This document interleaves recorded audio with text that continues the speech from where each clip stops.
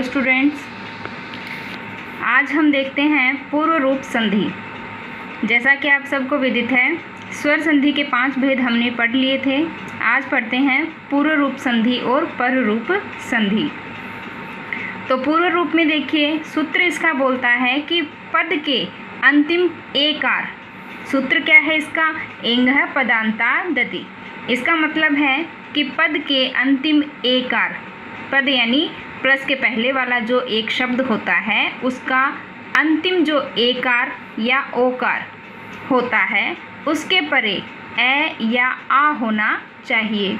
देखिए, आपको आ यहाँ पे ना के बराबर मिलेगा या मान लीजिए मिलेगा ही नहीं, आपको मिलेगा प्लस के बाद में ए। 99% ए ही मिलता है। प्लस के पहले आपको मिलेगा एकार या ओकार, और प्लस के बाद ए की स्थिति होने पर क्या किया जाता है, पूर्व रूप एकादेश, यानी प्लस के पहले जो स्वर है वो वहीं का वहीं रहेगा। पूर्व रूप एकादेश का क्या मतलब है कि प्लस के पूर्व, प्लस के पहले जो रूप है स्वर का वो वैसा का वैसा ही रहेगा। ठीक है, आगे है ए या ओ के बाद जो ए होता है, मैंने अभी बताया आपको प्लस के पहले क्या होगा, एकार यानी ए या ओकार यानी कि ओ होगा, और प्लस के बाद क्या होगा, ए। तो उस ए को हमें अवग्रह चिन्ह बना देना है। अवग्रह चिन्ह ये होता है जो एस टाइप से दिखाई देता है, इसे बोलते हैं अवग्रह चिन्ह, जिसको ऐसे लिखते हैं। तो ए को अवग्रह चिन्ह बना दिया जाता है। कैसी स्थिति होने पर कि प्लस के पहले ए यानी कि एकार और ओकार हो और प्लस के बाद क्या हो, ए हो। तब हमें क्या करना है, ये तो पूर्व रूप एकादेश रहेगा, यानी कि है वैसा का वैसा ही रहेगा। एकादेश का मतलब होता है कि प्लस के पहले और बाद वाले को एक कर दिया जाता है, या किसी एक वर्ण के स्थान पर कोई दूसरा वर्ण वहाँ पे आ जाता है।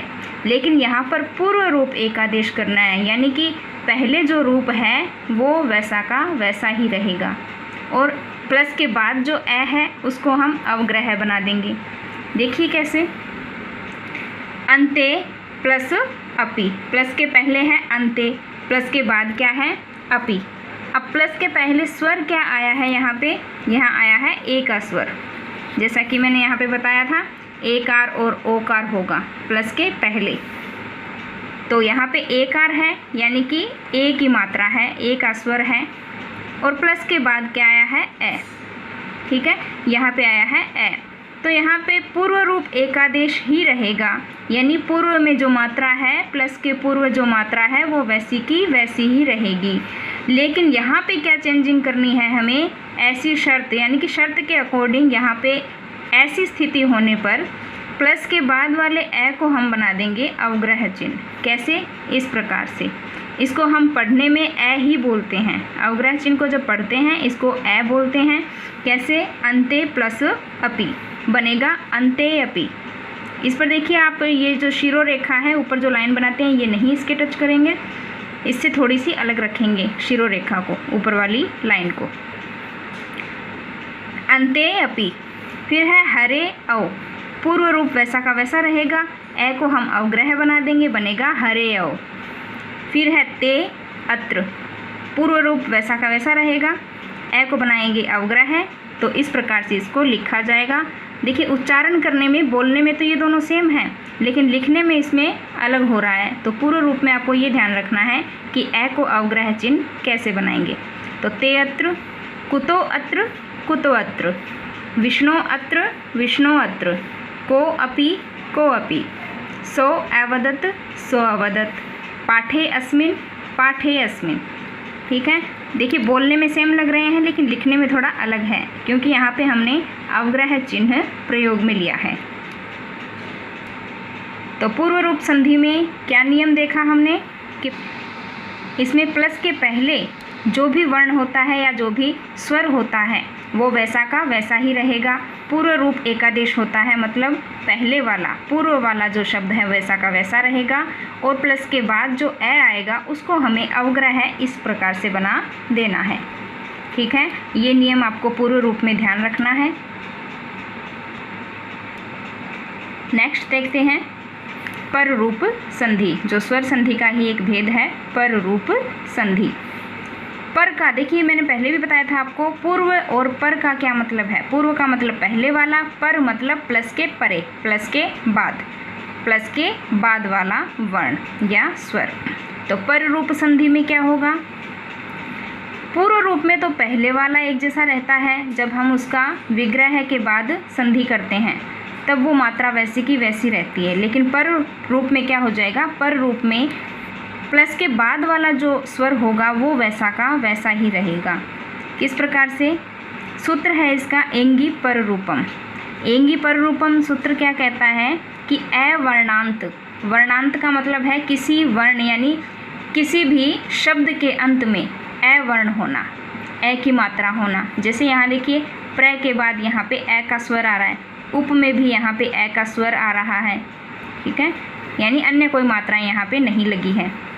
तो अवर्णांत कोई भी शब्द हो या कोई भी उपसर्ग हो, जैसा कि आप यहाँ पे देख पा रहे हैं, प्र एक उपसर्ग है, उप एक उपसर्ग है, ठीक है। तो कोई शब्द हो सकता है या ऐसा उपसर्ग हो सकता है जिसके अंत में ए हो, ठीक है।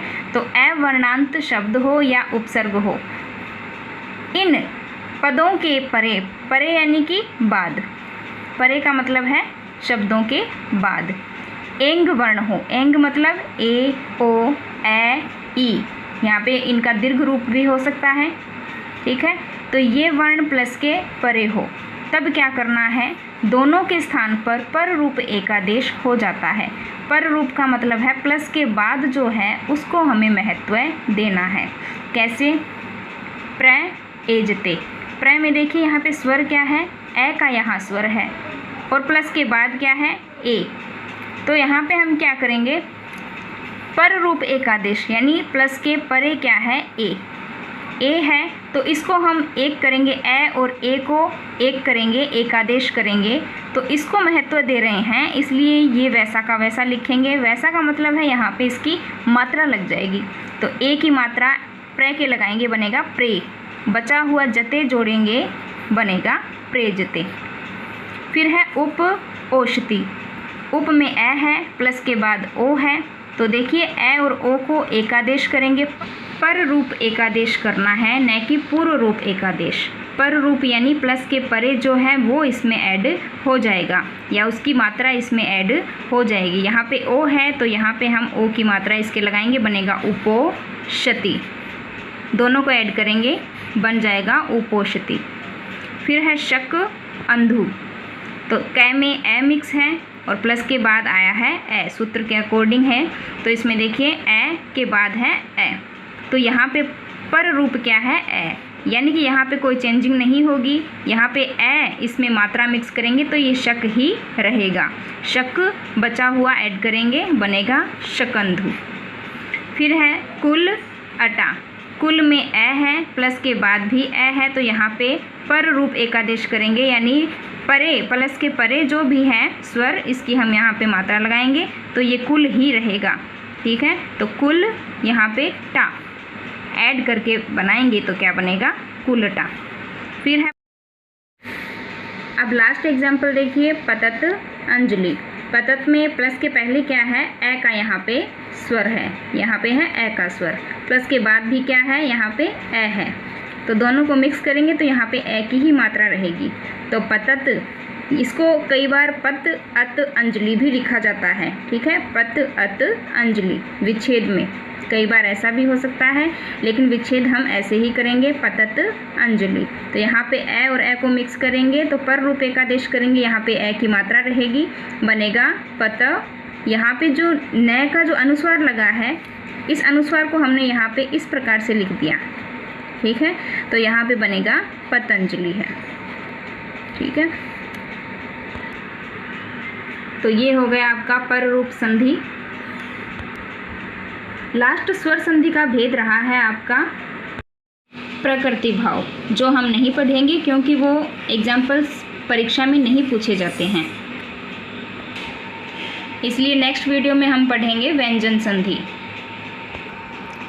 धन्यवाद।